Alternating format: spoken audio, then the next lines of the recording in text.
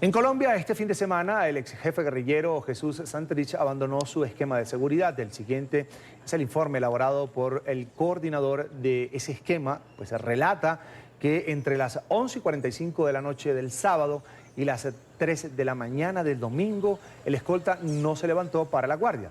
Dice que cuando ingresaron encontraron una nota en la que les decía que había salido para ver a su hijo, pero su paradero sigue siendo incierto.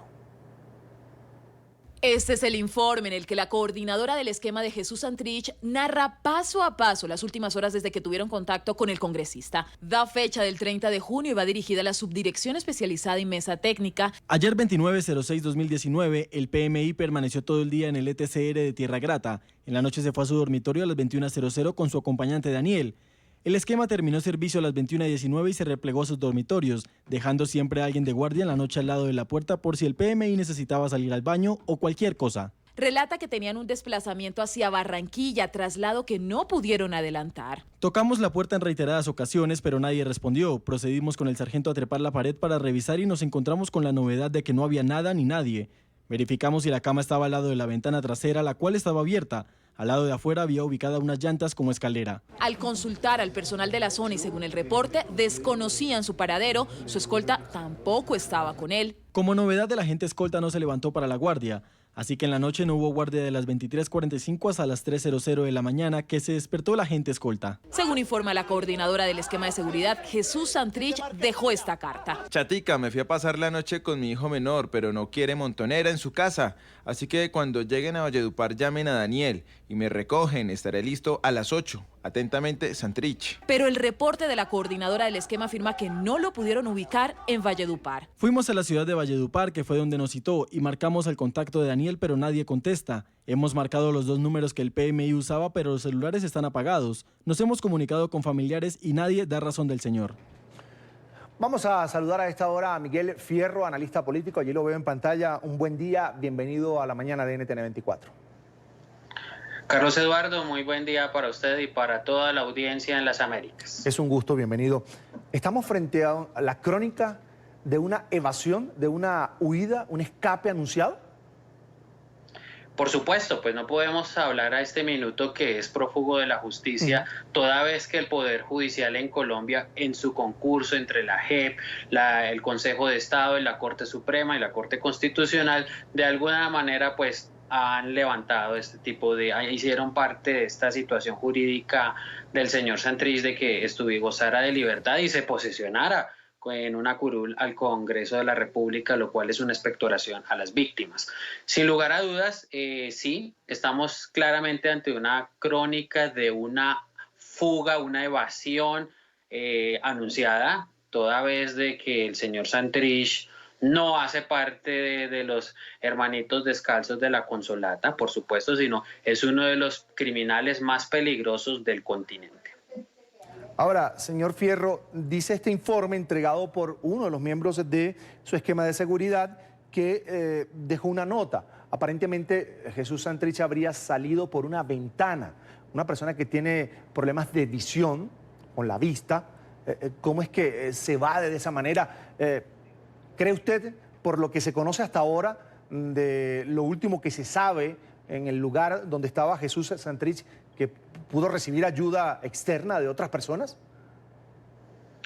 Lo de su invidencia pues realmente siempre ha estado en consideración, lo hemos visto en los aviones utilizando los smartphones sin ayudas para personas con discapacidad visual, cuando pasa una mujer al lado pues como que abre los ojos y como que se le olvida esa discapacidad visual, pero sin lugar a dudas tuvo que haber contado con la ayuda, esto con el concurso de otras personas más.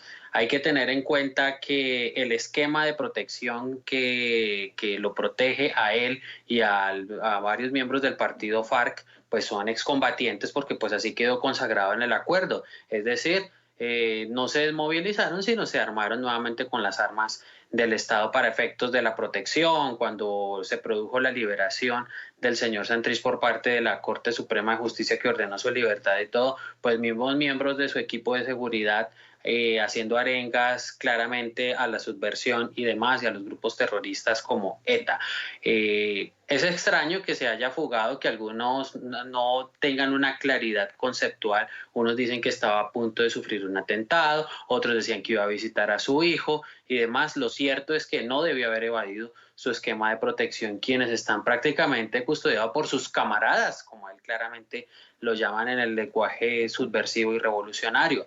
Ahora bien, está cerca la indagatoria por parte de la Corte Suprema de Justicia por el presunto delito de tráfico de estupefacientes y concierto para delinquir. Esto demuestra claramente que ve pasos de animal gigante. No sabemos si evadió la protección y está en una huida para cerrar un negocio pendiente con el cartel de Sinaloa. No sabemos si está en Cuba, no sabemos si está en Venezuela, pero el Poder Judicial en Colombia tiene que darle la cara al país, empezando por la JEP, siguiendo por el Consejo de Estado y siguiendo por la Sala Penal de la Corte Suprema de Justicia, quienes fueron los que permitieron esta situación plenamente. Esto es una vergüenza a nivel mundial, un hecho sin precedentes, peor que la época de Pablo Escobar. La verdad, ante imagen país, pues el país no queda muy bien ante el mundo.